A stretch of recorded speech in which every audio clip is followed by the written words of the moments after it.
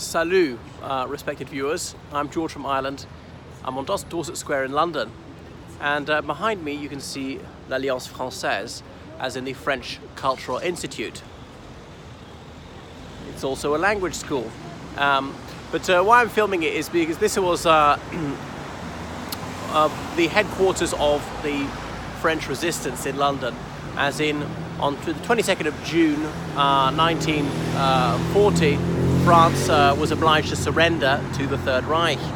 Charles de Gaulle had seen the writing on the wall, and this French general, he'd already taken a plane here to the United Kingdom, and he broadcast from elsewhere, Carlton Gardens, that he'd established the French Committee of National Liberation, and saying that France has lost the battle but not the war, to carry on fighting, both in metropolitan France and in the other overseas possessions.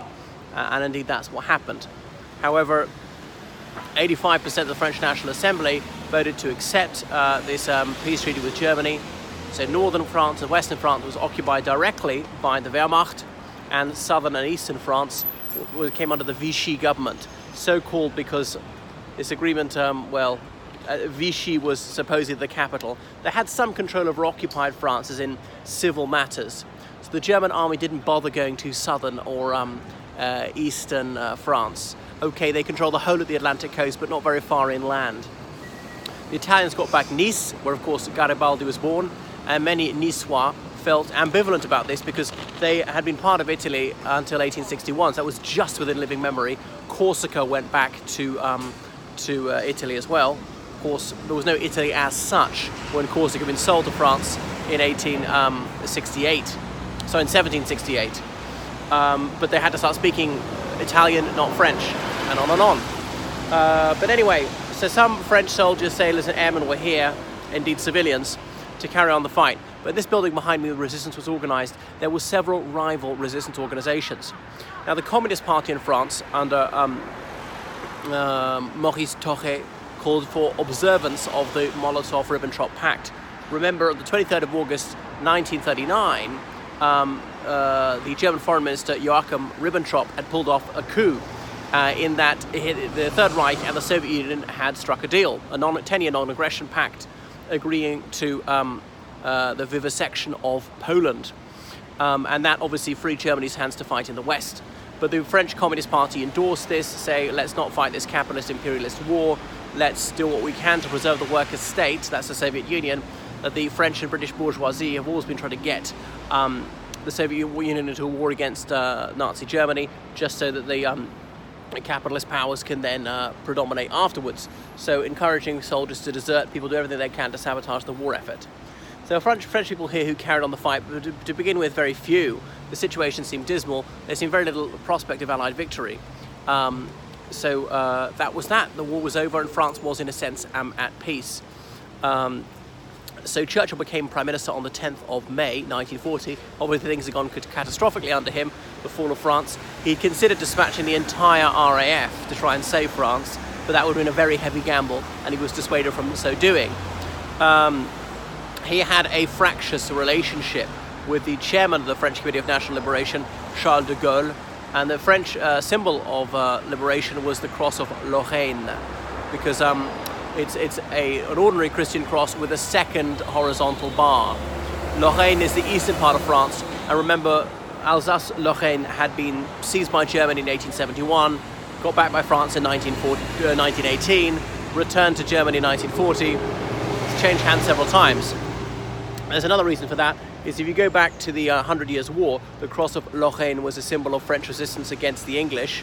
Remember, England briefly ruled France, and some Frenchmen accepted that, others did not. So, but Churchill later said, the heaviest cross I've had to bear is the Cross of Lorraine, as in he didn't like having to deal with de Gaulle. And some Allied leaders were distinctively cool about de Gaulle. Remember, he was a general, he was not a politician, he'd never sought elected office, and they were worried that the French were too attracted to Caesar figures, Césarisme populaire, as Napoleon III had exploited, and feared that he might make himself a military dictator after the war, in the spirit of Napoleon III, and so on, others who tried to go that way, like General Boulanger. things got a lot worse for the cause of French liberation. The French fleet was at Mers el-Kebir in Algeria, then legally part of France. So the British were very worried this would fall into German hands. Remember, France was then a vassal state of Germany. Henri-Philippe Pétain had come out of retirement, a very elderly man, 85 years old, hero of the First World War, won the Battle of Verdun, the bloodiest battle in French history, and he became chief of state. France was no longer the French Republic, but the French state. And he had his motto, fatherland, family, work, and abolished secularism, officially made it a Catholic confessional state once more. But the Royal Navy was worried that the Germans would say to the French Navy, you have to just give us your ships, or indeed get France to declare war on the UK. There was some Anglophobia in France, and they felt that they'd been badly let down at Dunkirk. There's a measure of justice in that. There were about 20% of those evacuated at Dunkirk were French.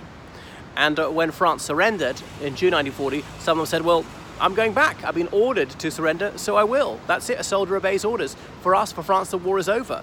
And any more resistance is futile, so let's end this senseless bloodshed. And there's much logic and morality to what they were doing. They didn't know just how bad the occupation was going to be, but if you're going to lose anyway, you might as well throw in the towel. So Churchill decided he had to do something about this French fleet, which was formidable. So Admiral Somerville sent a message to the French at Mers el-Kebir with Churchill's authorization, giving them some options. Come over to us, be the Free French Navy and carry on the fight against Germany, or scuttle your ships, or go into internment in the United States. So what's it to be?